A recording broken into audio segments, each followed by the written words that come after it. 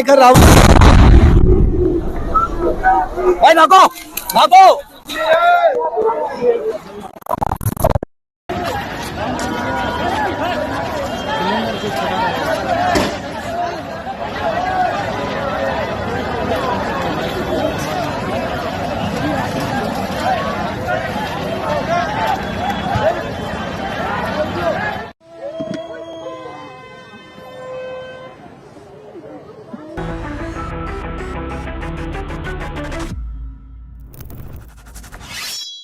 வணக்கம்.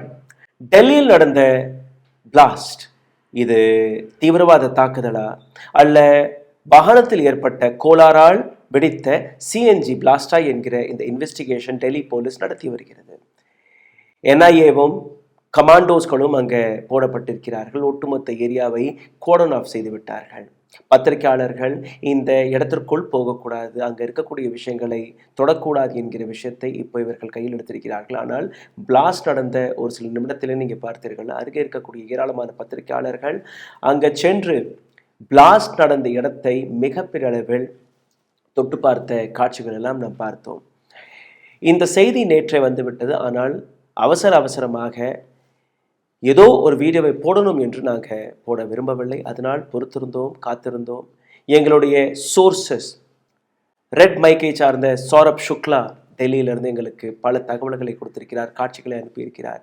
இதே போன்ற என்னுடைய மற்ற பத்திரிகை நண்பர்கள், அங்கே இருக்கக்கூடிய போலீஸ் ஆஃபீஸர்கள், அனைத்து நபர்களுடன் தொடர்பில் இருந்தேன் நேற்று இரவிலிருந்து. அதற்கப்புறம் தான் இப்போது உங்களுக்கு முன்பு ஒரு டீட்டெயில்டான இன்ஃபர்மேஷனை கொண்டு வந்திருக்கிறேன். எந்த ஆங்கிளில் இதை பார்க்கிறீர்கள்? இது ஒரு தீவிரவாத தாக்குதலா அல்ல இதை வேறொரு ஆங்கிளில், ஏன்னா ஏராளமான குற்றச்சாட்டுகளும் எடுத்து வைக்கிறார்கள், இது பிஜேபியால் செய்யப்பட்ட சதி என்று. இது போன்ற குற்றச்சாட்டுகளை தயவு செய்து பரப்பாதீர்கள். காரணம், இது ஒரு மிகவும் சீரியஸான ஒரு விஷயம். ஒரு நாட்டில் நடந்த குண்டுவெடிப்பு, அதை பற்றி அனைத்து ஆங்கிளையுமே தீர விசாரிக்கக்கூடிய அந்த பொறுப்பு போலீஸ் இன்வெஸ்டிகேஷன் ஆஃபீஸர்கள் கையில் இருக்கிறது. இது போன்ற வதந்திகளை பரப்பி தயவு செய்து இன்வெஸ்டிகேஷனை சீர்குலைக்கக்கூடிய வேலையை நீங்கள் பார்க்காதீர்கள். சோஷியல் மீடியாவில் இருக்கக்கூடிய அனைத்து நபர்களுக்குமே இந்த ஒரு ரிக்வெஸ்ட்டை நான் எடுத்து வைக்கிறேன். எந்த தகவல் 100% உறுதி செய்யப்படுகிறதோ அதை மட்டுமே பேசுவோம். அதை தாண்டி வேறு எந்த விதமான தகவலையும் நான் கொடுக்க போவதல்ல. உங்களுடைய டிவி ஸ்க்ரீனில் நீங்கள் பார்க்கக்கூடிய இந்த பட்டியலை முதலில் பார்த்து விடுங்கள். இந்த பட்டியலில் 9 நபர்கள் கன்ஃபார்ம்டாக ஐடென்டிஃபை செய்யப்பட்டு உயிரிழந்து விட்டார்கள் என்கிற அந்த விஷயத்தை எடுத்து வைத்திருக்கிறார்கள். இந்த பட்டியலை தாண்டியும் ஏராளமான நபர்கள் காணவில்லை என்று கூறுகிறார்கள். ஏராளமான நபர்களுடைய உடலையும் ஐடென்டிஃபை செய்ய முடியவில்லை. அந்த பிளாஸ்டருக்கு பின்பு உடல் சிதறி இருக்கிறது. ஒரு சில நபர்களுடைய இன்டர்வியூ நான் கேட்டபோது அந்த இடத்துல குடலெல்லாம் அப்படியே ரோட்டில் கடந்ததாக கூறுகிறார்கள். சதைகள் கடந்தது. அது எல்லாம் டிஎன்ஏ டெஸ்ட் வழியாக நீங்கள் பார்த்தீர்கள்னா அந்த பாடியில் ஏதோ ஒரு பர்ஸ் இருக்கும், ஏதோ ஒரு ஐடி கார்டு இருக்கும், இல்லை ஃபோன் இருக்கும். இது போன்ற விஷயங்களை வைத்து பாடியை ஐடென்டிஃபை செய்ய முடியாத நிலையில் இருந்திருக்கிறது. அதையெல்லாம் ஒவ்வொன்றாக ஐடென்டிஃபை செய்து அந்த நபர்களை, அவர்களுடைய குடும்பத்தை தொடர்பு கொண்டு அவர்களை பாடியோடைய ரெக்கக்னைசேஷனுக்காக வர கூறியிருக்கிறார்கள். இந்த பட்டியலில் நீங்கள் பார்த்தீர்கள், வெறும் ஹிந்துக்கள் மட்டுமல்ல, ஹிந்து, முஸ்லிம், சீக்கியர் அனைத்து மதத்தை சார்ந்த நபர்களும் கொல்லப்பட்டிருக்கிறார்கள். அதனால் இதை ஒரு மதத்தை அடையாளப்படுத்தி, ஏன்னா அது முஸ்லீமாகவே இருந்தால் கூட அவர்கள் மனிதர்களே கிடையாது, தீவிரவாதிகளுக்கு எந்த விதமான மதமும் கிடையாது என்பதை நான் ஆழமாக நம்பக்கூடிய நபர். என்னுடைய நண்பரான சௌரப் சுக்லா எல்என்ஜிபி மருத்துவமனையிலிருந்து ஏராளமான கிரவுண்ட் ரிப்போர்ட்டை எங்களுக்கு அனுப்பியிருக்கிறார். அதை பற்றி நான் உங்களுக்கு எடுத்து காட்டுவதற்கு முன்பு என்னுடைய இன்னொரு பத்திரிகை நண்பரான தனுஸ்ரீ பாண்டேயும் எங்களுக்கு ஒரு சில வீடியோக்களை அனுப்பியிருக்கிறார் கிரவுண்டில் இருந்து. அதாவது எல்என்ஜிபி மருத்துவமனையிலிருந்து இந்த வீடியோவை அனுப்பியிருக்கிறார். இதை நீங்கள் பார்த்தீர்கள், ரொம்பவே ஷாக்கிங்கான இன்ஃபர்மேஷன். ஏராளமான குடும்பத்தினர்கள் அவர்கள் அங்கே வந்து தன்னுடைய சொந்தக்காரர்களை ஐடென்டிஃபை செய்ய போகும்போது அவர்களை மருத்துவமனைக்குள் அனுமதி கொடுக்கவில்லை. ரெண்டாவது நீங்கள் பார்த்தீர்கள்னா ஒரு சில நபர்களுக்கு, அதாவது இறந்து போன நபர்களுக்கு ஆம்புலன்ஸை கூட கொடுக்க மறுத்து வருகிறார்கள். டெல்லியின் சீஃப் மினிஸ்டர் ரேகா குப்தா கூறக்கூடிய விஷயம், நாங்கள் இலவசமாக சிகிச்சையை செய்வோம் என்று. ஆனால் இறந்த நபர்கள், டெட் பாடியை எடுத்து செல்வதற்கான ஆம்புலன்ஸை கூட அவர்கள் கொடுக்கவில்லை. நீங்களே கேளுங்கள் எந்த விதமான துயரம் இது என்று. அந்த நபர்களே நேரடியாக இதை எடுத்து காட்டுகிறார்கள், பாருங்கள். फ़ोन किसी ने यहाँ उठाया हॉस्पिटल में। अच्छा तो उठाए फ़ोन तो बताया कि आप जो है इस अरविंद हॉस्पिटल में इमरजेंसी में आ जाइए। इतना थोड़ा सा बात हुआ, फिर फ़ोन में दोबारा नहीं लगा, उन्होंने फोन ही स्विच ऑफ कर दिया। फ़ोन उसके स्विच बाद ऑफ। आपको अस्पताल में बुला के बॉडी शॉप दिखाया है आपको? नहीं, हम तो बहुत 4-5 घंटे से बहुत प्रयास किए, तक प्रयास करने के बावजूद तब जो है हमें बॉडी इतनी टाइम दिखाया गया है 2:30 बजे। अभी जाके अब जो है कंफर्म हुआ कि हमारा भाई जो है एक्सपायर अब नहीं रहा। वो भी कहीं लिस्ट में नाम नहीं, कोई वो नहीं है भाई हमारा। ये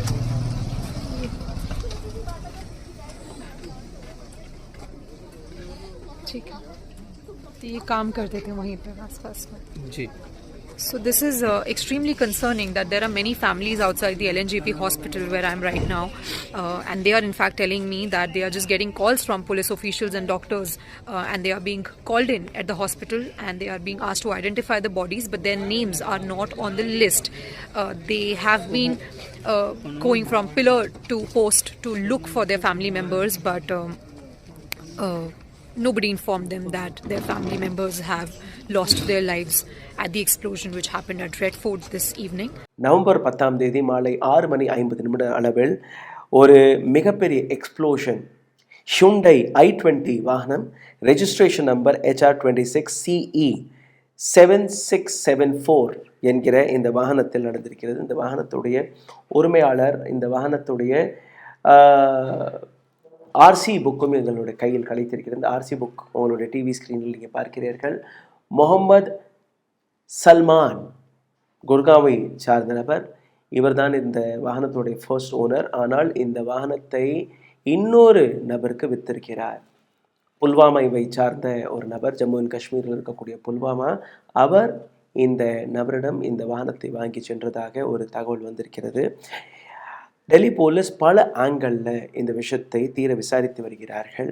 இதுவரை எங்கள் கையில் கிடைத்த தகவல் படி நீங்கள் பார்த்தீர்கள்னா 9 பேர் கன்ஃபர்ம்டாக இருந்ததாக கூறுகிறார்கள். ஆனால் இன்னும் ஒரு சில நபர்களுடைய டெட் பாடிஸ் சிதறி கடந்திருக்கிறது. அதாவது சதையாக தான் கண்டெடுக்கப்பட்டது. அதனுடைய டிஎன்ஏ டெஸ்ட் நடக்கிறது. இன்னும் எத்தனை பேர் என்று சரியாக இன்னும் வெளிவரவில்லை.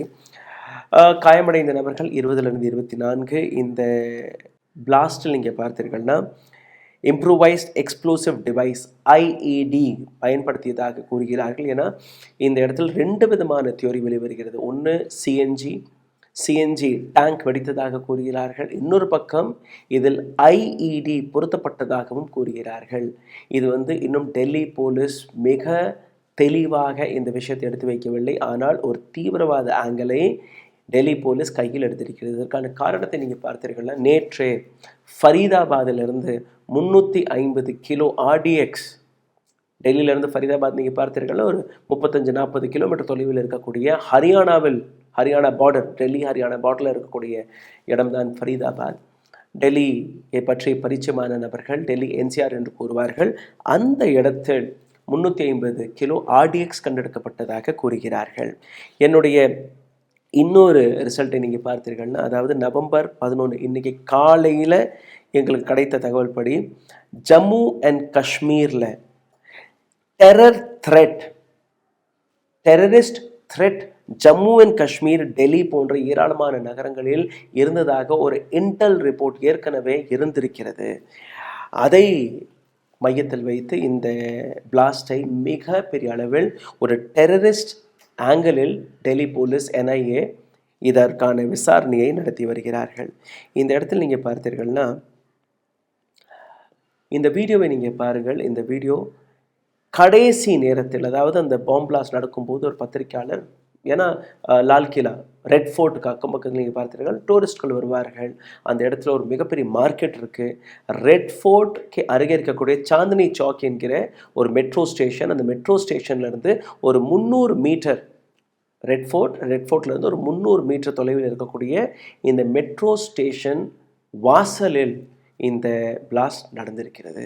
இந்த வாகனத்தை பற்றியும் ஒரு சில தகவல் கிடைத்தது. இந்த வாகனத்தை நீங்கள் பார்த்தீர்கள்னா அதே இடத்துல இருக்கக்கூடிய ஒரு பார்க்கிங்கில் கிட்டத்தட்ட 3 மணி நேரம் இது பார்க் செய்யப்பட்டதாக, இந்த வாகனத்திற்குள் 3 நபர்கள் இருந்ததாகவும் ஒரு தகவல் கொடுத்திருக்கிறார்கள். அதற்கான சிசிடிவி ஃபுட்டேஜும் எங்களுடைய கையில் கிடைத்திருக்கிறது. அந்த சிசிடிவி ஃபுட்டேஜும் நான் உங்களுக்கு எடுத்து காட்டப் போகிறேன். ஆனால் என்ன நடந்தது ஒவ்வொன்றாக நீங்கள் பாருங்கள். 6:50 ஹியூண்டை i20 வாகனத்தில் ரெட்ஃபோர்ட் மெட்ரோ ஸ்டேஷனுடைய என்ட்ரன்ஸில் இந்த வாகனம் வெடித்ததாக கூறுகிறார்கள். அதற்கான சிசிடிவி ஃபுட்டேஜ் அதற்கு முன்பு நீங்கள் பார்த்தீர்கள்னா, அதாவது ஒரு 3 மணி நேரம் பார்க்கிங்கில் இருந்ததாக கூறுகிறார்கள். இந்த பிளாஸ்டில் கிட்டத்தட்ட 6லிருந்து 8 மற்ற வாகனங்கள், 3 ஆட்டோ ரிக்ஷா, இ ரிக்ஷா, இது எல்லாமே சிதறி இருக்கிறது. சேதமடைந்தது ஒன்று, சிதறி இருக்கிறது. அதில் இருந்த நபர்கள் அவர்கள் வேற. இந்த சிசிடிவி ஃபுட்டேஜை நீங்கள் பார்த்தீர்கள்னா அப்ரோச்சுக்கு முன்னாடி, அதாவது எந்த இடத்தில் இது பார்க் செய்யப்பட்டதோ அந்த இடத்தில் 3:19 மாலை 6:48 6:50 இந்த பிளாஸ்ட் நடக்கிறது. அதற்கு வெறும் 2 நிமிஷத்துக்கு முன்னாடி பார்க்கிங்கில் இந்த வாகனம் நிற்கும் போது எடுக்கப்பட்ட இந்த சிசிடிவி ஃபுட்டேஜ். அப்படி இது தீவிரவாத தாக்குதலாக இருந்திருந்தால் காத்திருந்து எந்த நேரத்தில் அங்கே அதிக கூட்டம் வருமோ, கூட்ட நெரிசல் அதிகமாக இருக்குமோ அந்த நேரத்தில் இந்த எக்ஸ்ப்ளோஷனை நடத்தியிருக்கிறார்கள். அல்ல இது சிஎன்ஜி பிளாஸ்டாக இருந்தால் அதற்கான விசாரணையும் டெல்லி போலீஸ் நடத்தி வருகிறது. 6:55 ஐ விட்னஸ்கள் கொடுத்த தகவல் படி நீங்கள் பார்த்தீர்கள்னா அந்த அதிர்ச்சி, ஒரு எர்த்குவேக் எப்படி நடக்குமோ அந்த அளவில் இந்த அதிர்ச்சி நடந்திருக்கிறது. ஒரு கிலோமீட்டர் வரை இந்த சத்தத்தை அங்கே இருக்கக்கூடிய நபர்கள் கேட்டிருக்கிறார்கள்.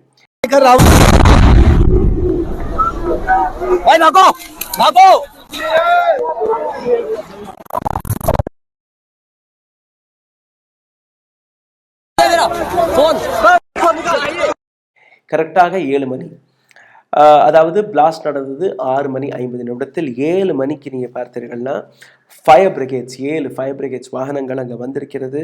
இதை தாண்டி டெல்லி போலீஸோடைய வெஹிக்கிள்ஸ், பெரிய பெரிய ஆஃபீஸர்ஸ்கள் எல்லாமே வந்து அந்த ஒட்டுமொத்த ஏரியாவை கார்டன் ஆஃப் செய்திருக்கிறார்கள். டிராஃபிக் அங்கேருந்து டைவர்ட் செய்யப்பட்டிருக்கிறது.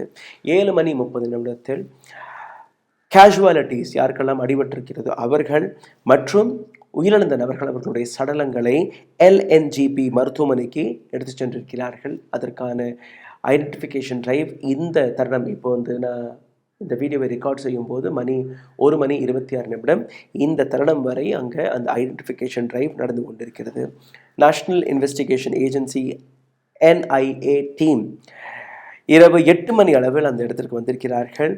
இதை தாண்டி நேஷனல் செக்யூரிட்டி கார்டு NSGயோடைய கமாண்டோஸ் இந்த ஒட்டுமொத்த விஷயத்தை இன்வெஸ்டிகேஷன் செய்வதற்கான அந்த வேலையை பார்த்து வருகிறார்கள்.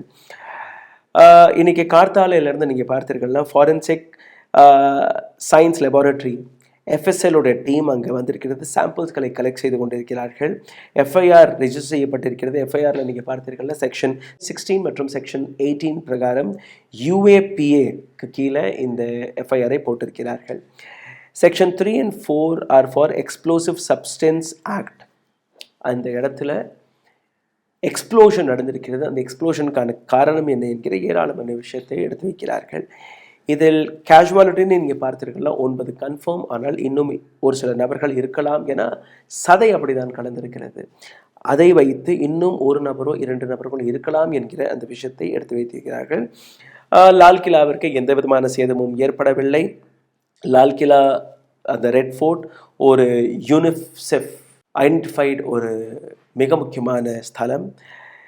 இந்த இடத்துல நீங்கள் பார்த்தீர்கள்னா ஹை அலர்ட்.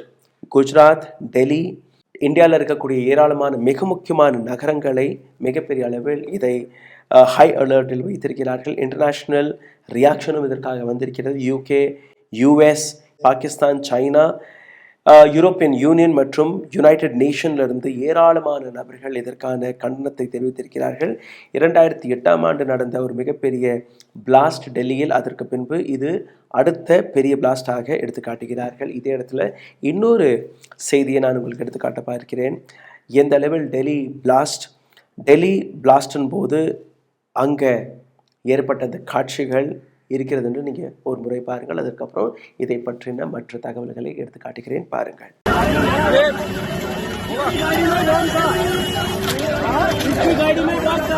बॉम्ब ब्लास्ट हुआ है लाल किले के सामने अभी 1 मिनट पहले। एक गाड़ी के अंदर बॉम्ब था, बहुत भयंकर बॉम्ब ब्लास्ट हुआ है लाल किले के सामने। हटो भैया, बॉम्ब ब्लास्ट हुआ है, भयंकर तरीके से बॉम्ब ब्लास्ट हुआ है। लाल किले के ऊपर बॉम्ब ब्लास्ट बहुत बड़ा हुआ है इस समय।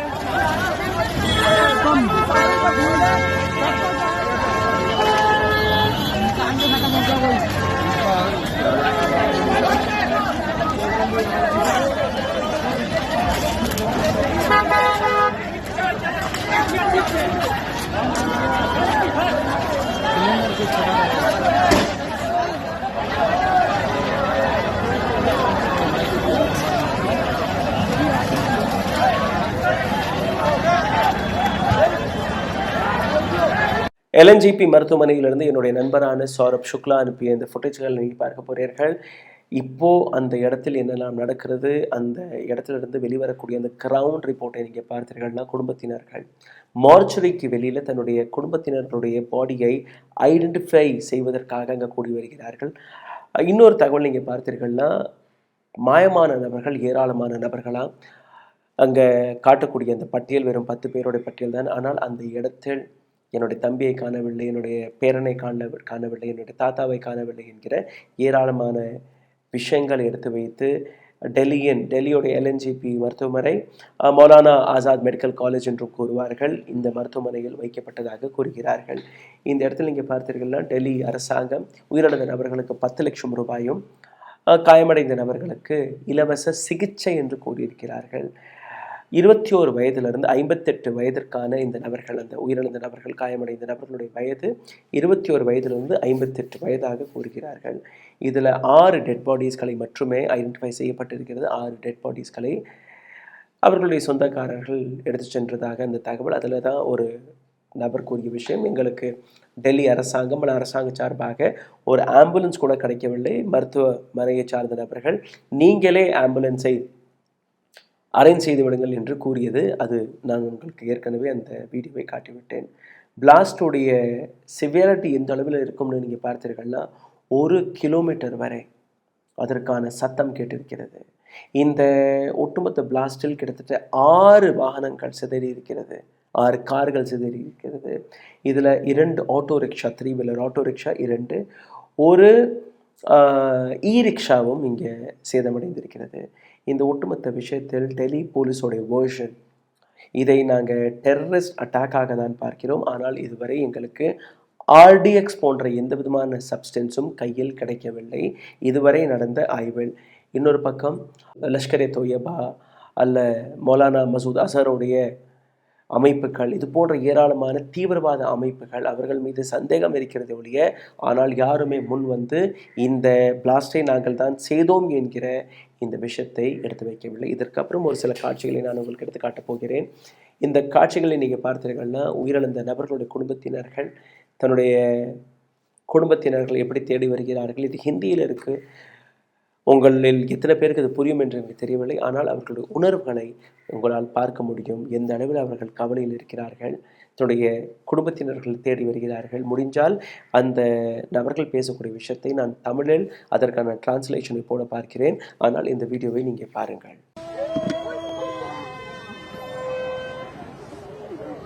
तो बम ब्लास्ट हुआ था यहाँ पे, तो भाई की खबर मिली थी कि वो हॉस्पिटल में है। अब यहाँ का देखा तो उसकी लाश मिली है हमें। भैया का फ़ोन आया अभी कि पोस्टमार्टम उसमें है। वो क्या करते थे? वो ई रिक्शा चलाता था। खबर कब मिली? खबर हमें मिली थी तकरीबन 12:30 के आसपास में। जुबैर मलिक नाम है। आपके कौन है वो? बड़ा भाई है वो मेरा, ताऊ का लड़का है। कल बम ब्लास्ट जो हुआ है उसके वो शिकार हुए हैं और रिलेटिव को ड्रॉप करने आए थे पुरानी दिल्ली रेलवे स्टेशन। जब वापस जा रहे थे उस टाइम में उस ब्लास्ट का शिकार हुए हैं।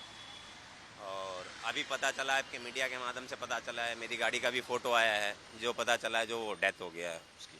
अब हम लाश मर्चरी में जा रहे हैं वो कंफर्म करने के लिए कौन सी लाश है हमारी, डेड बॉडी हमारी कौन सी। क्या हो गया? जो मेरा पोता था, पंकज सहनी नाम था, बिहार से हैं लेकिन दिल्ली में ही रहते थे। मैं अपने भाई को ढूंढ रहा हूँ। अभी भाई की मेरी जो बॉडी है वो अभी मिली नहीं है। मैं अपने भाई की बॉडी की आइडेंटिफाई कर रहा हूँ। वो एक्चुअली शाम में निकला था वो 5 बजे के आसपास, और 7 बजे के बाद से जब से ब्लास्ट हुआ है उसके बाद से उसका फ़ोन स्विच ऑफ आ रहा था। हम उसकी बॉडी को आइडेंटिफाई करने के लिए हॉस्पिटल आए हुए थे, पर उसकी बॉडी आइडेंटिफाई नहीं हो पाई, जिस वजह से फिर हमने उसकी गाड़ी को आइडेंटिफाई किया, पर गाड़ी भी आइडेंटिफाई नहीं हो पा रही थी। सब जगह जाने के बाद गाड़ी सुबह 5:30 बजे में आइडेंटिफाई हुई है। अब मैं उसकी बॉडी को आइडेंटिफाई करने के लिए जा रहा हूँ। இந்த காட்சிகள் சௌரப் சுக்லா ரெட் மைக்கை சார்ந்த என்னுடைய நெருக்கமான பத்திரிகையாளர் நண்பர் அவர் எங்களுக்கு அனுப்பியிருக்கிறார். அவருக்கு ஒரு மிகப்பெரிய நன்றி. இதே போன்ற ஏராளமான தகவல் இந்த சப்ஜெக்டை பற்றி அடுத்தடுத்து என்னெல்லாம் அப்டேட்ஸ் வருகிறதோ அதை உங்களிடம் நாங்கள் கொண்டு வருவோம். ஆனால் எங்களிடமிருந்து வரக்கூடிய தகவல் போலீஸ் தரப்பிலிருந்து அல்ல இது போன்ற பத்திரிகையாளர்களுடைய ஆதாரமாக உறுதி செய்யப்பட்ட தகவல் மட்டுமே உங்களிடம் வரும். இதை சர்ச்சையாக மாற்றுவதற்கு, இல்லை இது பிஜேபி தான் இந்த சதி வேலையை செய்தது, இல்லை இதற்கு பின்னாடி ஏதோ ஒரு மிகப்பெரிய அமைப்பு வேலை பார்த்ததாக, இது போன்ற எந்த விதமான தவறான தகவலுக்கும் இடம் கிடையாது. அப்படி எந்த விதமான உண்மையாக இருந்தாலும் அதை உண்மையாக அலசி ஆராய்ந்ததற்கு பின்பு அந்த தகவலை உங்களிடம் நாங்கள் கொண்டு வருவோம். காரணம், இது ஒரு நேஷ்னல் செக்யூரிட்டிக்கான இஷ்யூ. தயவு செய்து உங்கள் வாட்ஸ்ஆப்பில் வரக்கூடிய தவறான செய்திகளை பரப்பாதீர்கள். இந்த சப்ஜெக்டை பற்றின எந்த விதமான தவறான இன்ஃபர்மேஷனும் உங்களிடம் வந்தால் கூட அதை நம்ப தேவையில்லை. அரசாங்கம் அல்ல அத்தாரிட்டி, போலீஸ், NIA இவர்களுடைய இன்வெஸ்டிகேஷனுக்கு பின்பு வரக்கூடிய செய்திகள் கோதி மீடியாலாம் எந்த அளவில் இதை உண்மையை எடுத்துக்காட்டுவார்கள் எனக்கு தெரியவில்லை. பிகாஸ் அவர்களுக்கு இது ஒரு டிஆர்பி. இந்த டிஆர்பி இங்கே பீகாரில் இன்றைக்கி தேர்தல் வேறு நடக்கிறது, 2வது சுற்று தேர்தல் அங்கே நடக்கிறது. இது எல்லாமே நீங்கள் வைத்து பார்த்தீர்கள்னா ஏராளமான ஒரு சிச்சுவேஷனில், ஒரு சிக்கலான சிச்சுவேஷனில் இருக்கிறோம். இன்னொரு பக்கம் நீங்கள் பார்த்தீர்கள்னா பாபா பாகேஸ்வர் தாம் என்கிற ஒரு கோவில் இருக்குது. அந்த கோவிலை சார்ந்த தீரேந்திர சாஸ்திரி என்கிற நபர் 7ஆம் தேதியிலிருந்து ஒரு மிகப்பெரிய யாத்திரையை தொடங்கியிருக்கிறாராம். சனாதன ஹிந்து ஏக்தா பாத யாத்திரை என்கிற பெயரில் ஹிந்து ராஷ்டிராவாக இந்த நாட்டை மாற்றப் போகிறோம் என்கிற ஒரு தகவல். एक सबसे विचित्र बात है कि जब भी धमाके हुए और जो भी हुए उनमें कहीं ना कहीं एक कट्टरपंथी मजहबी विचारधारा के लोगों ने किया। कल जो हुआ घोर निंदनीय, अमानवीय है। कल रात्रि काल में हमने हवन भी किया. இந்த நபர் எந்த அளவில் ஒரு ஹிந்து முஸ்லிம் என்கிறது பிரிவினவாதத்தை கையில் எடுத்திருக்கிறார். இந்த நாட்டில் கான்ஸ்டிடியூஷன் இருக்கிறது. கான்ஸ்டிடியூஷன் அனைத்து மதங்களையுமே ஒன்றிணைத்து தான் பேசுகிறது. இந்த பிளாஸ்டில் நீங்கள் பார்த்தீர்கள்னா கூட உயிரிழந்த நபர்கள், காயமடைந்த நபர்கள் ஹிந்துக்கள் என்றால் அதே அளவில் இஸ்லாமியர்களும் இருக்கிறார்கள். ஏன்னா ரெட் ஃபோர்ட்டை சுற்றி இருக்கக்கூடிய இடங்களில் அதிகமான நபர்கள் சைனீஸ் அல்ல இஸ்லாமியர்கள்.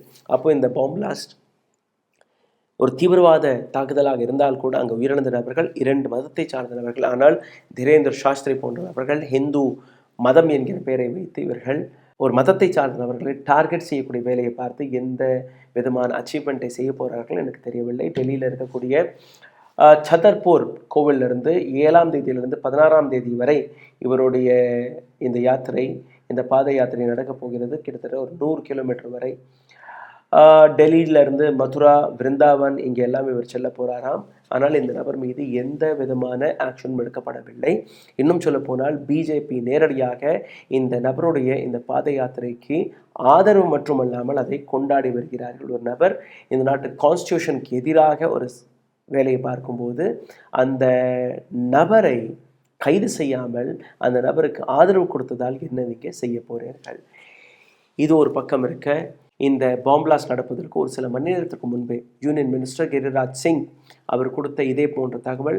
இது எல்லாமே ஒரு கோஇன்சிடென்ட்டா என்று எனக்கு தெரியவில்லை. ஆனால் அவர் கொடுத்த ஒரு ஸ்டேட்மெண்ட், எதற்காக தீவிரவாத தாக்குதல் நடக்கும்போது அந்த தீவிரவாத தாக்குதலுடைய அந்த கனெக்ஷன் எப்போவுமே இஸ்லாமியர்கள் பக்கம்தான் போகிறது. அதாவது அரசியல் களத்தில் இருக்கக்கூடிய தலைவர்கள் மிக பொறுப்பாக பேச வேண்டும். அரசியல் களத்தில் இருக்கக்கூடிய தலைவர்கள் இது போன்ற ஸ்டேட்மெண்ட்களை கொடுக்கும்போது இந்த இடத்தில் இப்பொழுது வெளிவந்த தகவல் படி நீங்கள் பார்த்தீர்கள், அந்த வாகனத்தை வைத்திருந்த நபரோ அல்ல வித்த நபரோ அல்ல வாங்கிய நபரோ எல்லாருமே முஸ்லிம்களாக தான் இருக்கிறார்கள். ஆனால் இதுவரை டெல்லி போலீஸ் இது தீவிரவாத தாக்குதல் என்கிற தீவிரவாத ஆங்கிளில் தான் பார்க்கிறார்கள். ஆனால் கூட இதுவரை RDX அங்கே கண்டெடுக்கப்பட்டதாகவோ இல்லை இது CNG பிளாஸ்டா அல்ல நிச்சயமாக இது ஒரு தீவிரவாத தாக்குதலாக எந்த விதமான தகவலையும் கொடுக்கவில்லை. நேற்று டெல்லியின் சீஃப் மினிஸ்டர் ரேகா குப்தா அந்த ஸ்பாட்டிற்கு சென்று மக்களையும் போய் சந்தித்திருக்கிறார். LNGB ஹாஸ்பிட்டலுக்கும் போயிருக்கிறார். இந்த நாட்டு ஹோம் மினிஸ்டர் அமித்ஷா அவர்கள் அவரும் ஸ்பாட்டிற்கு சென்றிருக்கிறார். ஸ்பாட்டிற்கு சென்று LNGB ஹாஸ்பிட்டலுக்கும் போயிருக்கிறார். அதாவது இந்த விஷயத்தை மிகவும் சீரியஸாக அரசாங்கம் எடுத்திருக்கிறது. இந்த விஷயத்தை பற்றின ஒரு டீட்டெயில்டான மீட்டிங்கும் போடப்பட்டது. டெல்லியில் இருக்கக்கூடிய உயர் அதிகாரிகளை கூப்பிட்டு வைத்து அதற்கான ஒரு டீட்டெயில்டு அனாலிசிஸை கையில் எடுத்து அதற்கான ரிசர்ச் அதற்கான இன்வெஸ்டிகேஷன் நடத்துவதற்கான அனைத்து வேலையுமே இவர்கள் பார்த்திருக்கிறார்கள். இந்த விஷயத்தை பற்றின தகவல் இதுவரை இதுதான் வெளியில் வந்திருக்கிறது. இதை பற்றி எந்த விதமான இன்ஃபர்மேஷன் வெளிவந்தாலும் அந்த இன்ஃபர்மேஷனை இதற்கு மேல் உடனுக்குடன் உங்களிடம் கொண்டு வந்து சேர்ப்பது எங்களுடைய கடமையாக இருக்க போகிறது. அதுவரை காத்து கொண்டிருங்கள். எந்த விதமான வதந்திகளை பரப்பாதீர்கள், நம்பாதீர்கள். ஆத்தரைஸ்ட் ஆர்கனைசேஷன்கள் வழியாக, ஆத்தரைஸ்ட் நியூஸ் டிபார்ட்மெண்ட்கள் வழியாக, ஆத்தரைஸ்ட் பத்திரிகையாளர்கள் வழியாக வரக்கூடிய செய்திகளை மட்டுமே நம்புங்கள். வதந்திகளை பரப்பவும் வேண்டாம், நம்பவும் வேண்டாம். நன்றி, வணக்கம். ஊடகம் கார்ப்பரேட் அரசியல்வாதிகளின் கைப்பாவையாக அடிமைகளாக இருந்தது போதும். இனி சாட்டை எடுத்து சுழற்றும் நேரம் வந்துவிட்டது. ஊடகம் பொதுமக்களாகிய உங்களுக்காக உங்களாலேயே இயக்கப்பட வேண்டும். ஊடக சுதந்திரத்திற்காக உங்களின் பங்களிப்பை இன்றே அளித்திடுங்கள்.